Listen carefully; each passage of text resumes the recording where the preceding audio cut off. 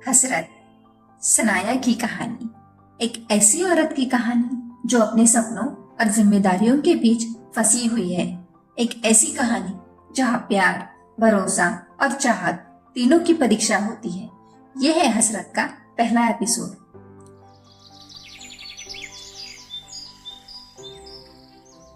सुबह का वक्त था। सनाया जो अपने घर के कामों में लगी हुई है, उन्हीं बीच वो अपने सास के पास चाय लेकर जाती है।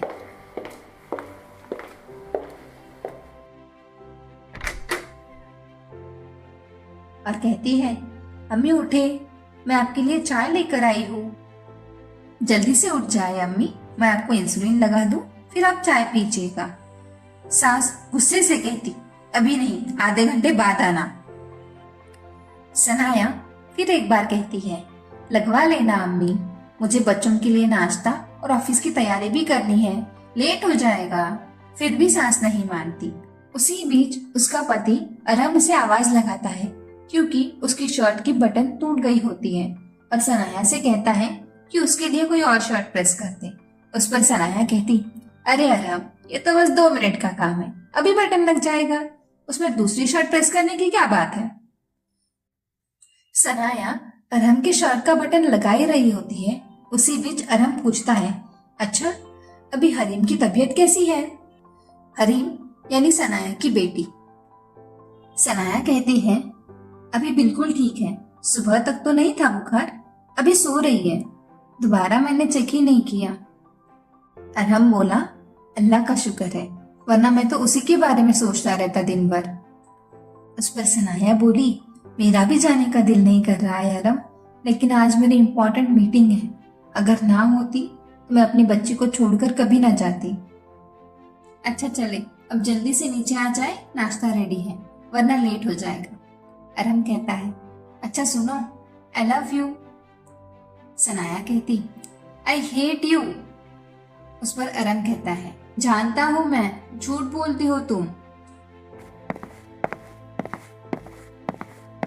अरहम जब नीचे पहुंचता है तब अपनी अम्मी को किचन में चाय बनाते हुए देखता है और सोचता है कि सनाया ने अम्मी को चाय नहीं दी। लेकिन उसे क्या पता, सनाया की दी हुई चाय उसकी अम्मी ने बेसिन में डाल दी थी। अरहम अपनी अम्मी के पास जाता है और पूछता है, क्यों अम्मी, सनाया ने चाय नहीं दी आपको? इस पर उसकी अम्मी इस तरह से पेश आती है कि जैसे अरहम को लगे कि सनाया ही चाय देना भूल गई हो,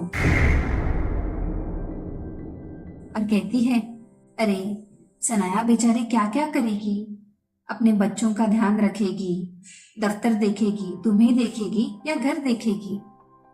अरहम कहता है, क्या मतलब है अम्मी, आप भी तो उसी की जिम्मेदारी है ना, आप कहती वो सुन लेती। अरहम की अम्मी कहती है, तू सुनता है ना मेरी, बहुत है मेरे लिए। अरहम अपनी अम्मी को कुर्सी पर बिठाकर सनाया को आवाज लगा ही रहा होता है, तभी उसकी अम्मी उसे रोक लेती है ताकि उनकी सच्चाई अरहम के सामने ना आ जाए। उसके बाद अरहम और सनाया अपने दोनों बच्चों के साथ घर से निकलते हैं। हरीम को अपनी नानी के घर और हादी को स्कूल छोड़कर अपने अपने दफ्तर चले जाते हैं। हरीम को नानी के घर इसलिए क्योंकि अरहम की अम्मी ने हमेशा की तरह इस बार भी अपनी बीमारी का बहाना बताकर बच्चों की जिम्मेदारियों से छुटकारा पा लिया था। इधर हरीम नानी के घर होते हुए भी तबीयत खराब होने की वजह से खाना नहीं खाती और वक्त के साथ उसकी तबीयत और भी बिगड़ने लगती है। उधर सनाया अपने ऑफिस में मीटिंग के लिए कॉन्फ्रेंस रूम में जाती है, मगर अपना फोन कैबिन में ही भूल जाती है। दूसरी तरफ हरीम की तबीयत इतनी खराब होती है कि उसे जल्द से जल्द अस्पताल ले जाना पड़ता है। सनाया की अम्मी और भाभी हरीम को हॉस्पिटल लेकर आते हैं। कई बार सनाया को फोन ट्राई करते हैं,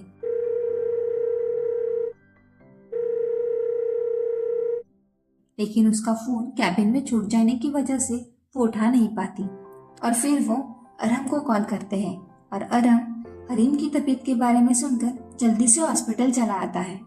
मीटिंग खत्म होने के बाद जब सनाया अपना फोन देखती है तब उसे अपने अम्मी के बहुत सारे मिस कॉल्स दिखते हैं।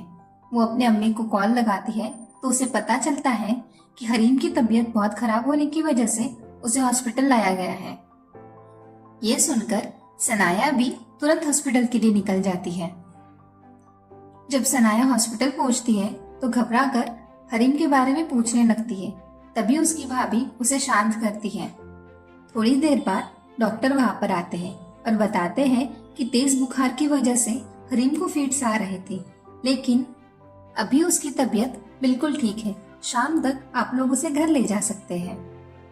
ये सुनकर सबके मन शांत हो जाते हैं। ये सब खत्म हुआ नहीं था कि तभी अरम को हादी की क्लास टीचर का कॉल आता है और वो कहती है, हादी पूरे स्कूल में अकेला ही बैठा है, आप अभी तक उसे लेने नहीं आए। ये था हसरत का पहला एपिसोड। अब अगला एपिसोड में हम ये देखेंगे कि क्या होती है अरम की रिएक्शन जब उसे पता चलता है कि हादी अभी तक स्कूल में है। अगर आप इसका नेक्स्ट एपिसोड देखना चाहते हैं so don't forget to like, share and subscribe और कमेंट में जरूर बताइएगा कि आपको ये कहानी कैसी लगी।